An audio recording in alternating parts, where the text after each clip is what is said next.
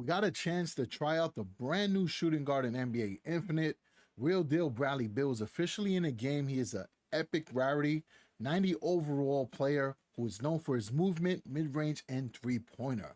Big shout out to NBA Infinite for allowing me to showcase Bradley Beal in today's video. We're going to be breaking down all his skills, his badges, and comparing him with some of the best shooting guards inside the game. Now, while I am going over all that breakdown, you guys can enjoy some gameplay and see exactly why Bradley Beal is going to be one of the best shooting guards in this game. That's right, I am hyping up this card already. I think he's that good. So Bradley Beal's exclusive skill is called Hoop Hunter. Beal is great at scoring, often finding great opportunities to shoot. The exclusive effect, after performing a crossover, Beal's contested area reduces and the mid-range field goal percentage increases for a period of time. After performing a step-back shot, his contested area reduces further. His dominant skill is called Contest Crusher.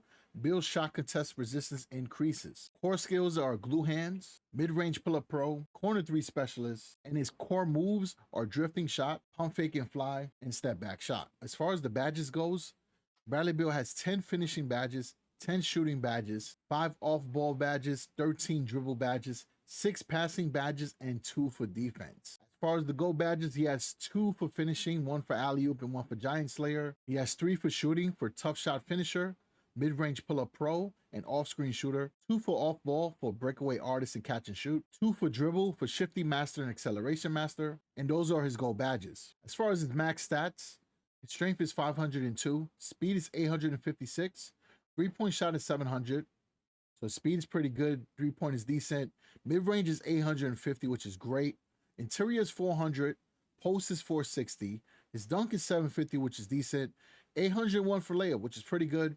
832 for dribbling is great, 809 for passing, so that's actually really high as well. Steal is 500, block is 450, defense is 500, and rebounding is 500. Now, I know I spoke highly of this card earlier. Let me explain to you why. We're going to compare him with some of the elite shooting guards. But before we do that, let's check out the hot zone. So you can see he's really good from the corner tray, very good from the baseline, and has a standard zone in the middle of the paint. He has a standard zone in the paint, at the free throw line, and on the wing. Most of his hot zones come on the left side of the court. So we're going to compare Bradley Beal with Paul George first. So Beal's strength is lower, but his speed is higher. Three-point shot is lower, but check this out. His mid-range is higher. Interior is almost about the same, but it is higher. Same thing for posts. His dunking is higher. His layups is higher. His dribbling is a lot higher. His passing is a lot higher.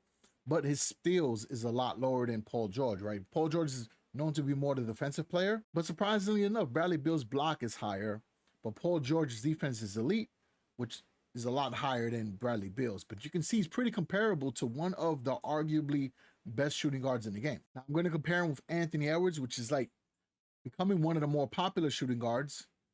His strength is lower, but his speed is higher. His three-pointer is higher. His mid-range is a lot higher. Interior is almost about the same, but it is lower. Post is higher. Dunk is slightly lower. Layup is slightly lower. Dribbling is a lot higher. So is passing. The steal is almost the same, but it is slightly lower. Block is slightly higher. Defense is almost similar, but it is lower. And his rebounding is higher as well. So, again, another player that he stacks up pretty well against. And we'll compare him with one more player, which is Jaylen Brown. So, the strength is lower. Speed is higher. Three-point is really almost the same. Same thing with mid-range and interior. Post is higher. And that does help out because Bradley Beal does have a fadeaway in his game. The dunk is a bit lower, right? Jaylen Brown is a lot higher than that. Jaylen Brown is higher in that category, but his layup is higher. His dribbling is a lot higher. His passing is a lot higher. Steal is almost the same, but it is lower. Block is slightly higher.